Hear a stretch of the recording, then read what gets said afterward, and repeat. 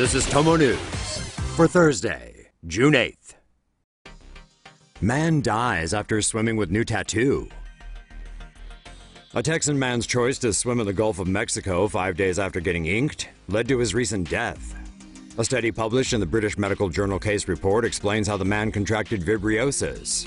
That infection triggered what's known as septic shock. Sepsis occurs when a bacterial infection causes immune chemicals to be released into the bloodstream, thus triggering widespread inflammation. This can lead to poor circulation from blood clots and leaky vessels. This impaired blood flow can cause some organs to fail and may escalate to septic shock. It can also cause severe bruising on the skin. When this happens, several organs such as the lungs, heart, brain, kidney, and liver can fail, resulting in death.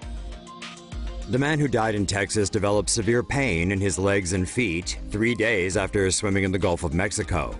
He was admitted to Parkland Hospital in Dallas where his condition worsened. He died around 2 months later at 31 years of age. Italian man hospitalized after cramming drinking glass up his ass. This is the British medical journal Case Reports. It's very scientific and used by doctors worldwide. But one of its latest reports is a bit of a cracker that left us feeling very much ajar. An Italian man was indulging in some cheeky, fetishistic pleasures by pumping an 8 by 6 centimeter drinking glass up his rump. Needless to say, that's something you shouldn't do, ever. After getting his fill, he tried to retrieve the glass only for it to shatter all over his insides. Bummer. He waited 2 whole days before going to a hospital. There, doctors took this x-ray in order to better figure out how to loot the glass out of his booty. Medical staff performed a thorough anoscopy inside the 47-year-old while he was in the ER. Next, he was put under general anesthesia and transferred to the operating theater. There, medical professionals got all up inside him with forceps and dislodged the broken glassware during a process known as a transanal extraction. It took his rear around 3 months to fully recover. Oh, and the man reportedly had a history of cocaine abuse. Crikey, Sheila!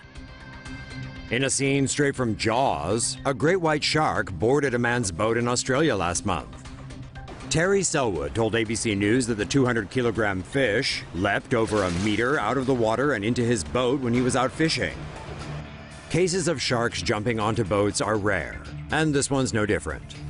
Shark specialist George Burgess posits that sharks only jump onto boats if they're caught by fishermen or in pursuit of prey that an angler has hooked.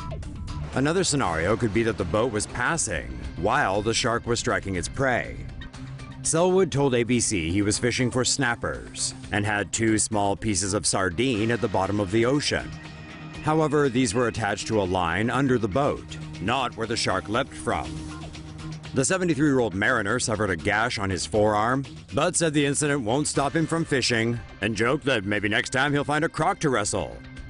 Australians, eh? Why are we not surprised? Oh, that poor animal. A couple of Missouri teens had a sick idea of fun after they dragged a kitty to its death just for giggles. Oh, yeah, he's dying. They're gonna kill his ass. He's gonna get all fucked up. There'll be blood. There needs to be blood.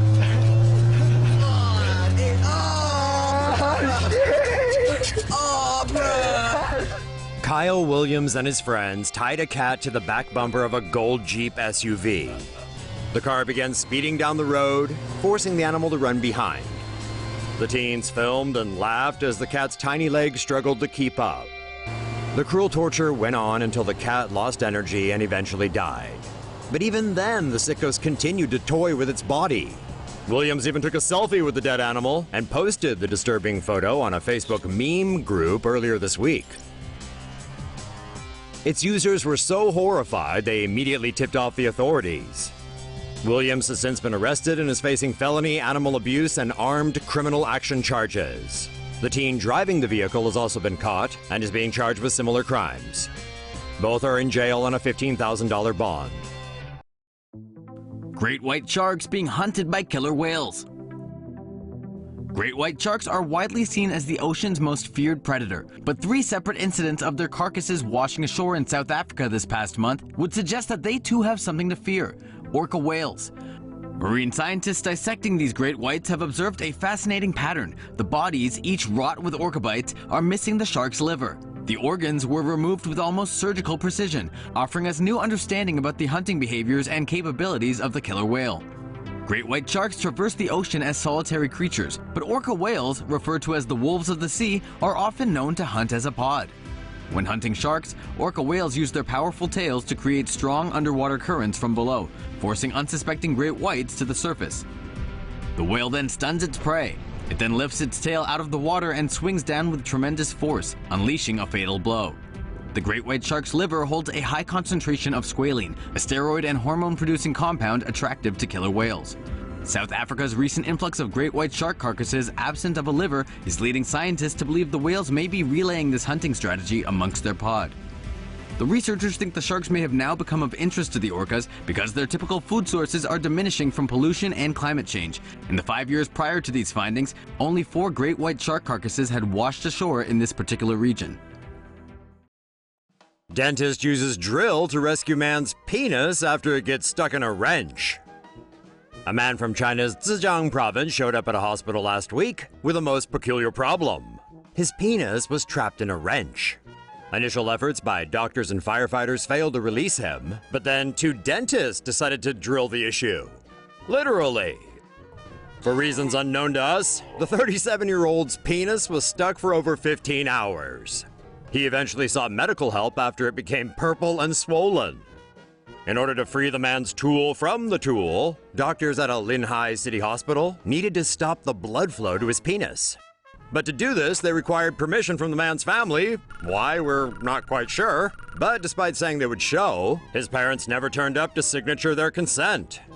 Next, doctors asked firefighters for help, but as it turns out, the heat generated by their equipment could have hurt the patient's phallus.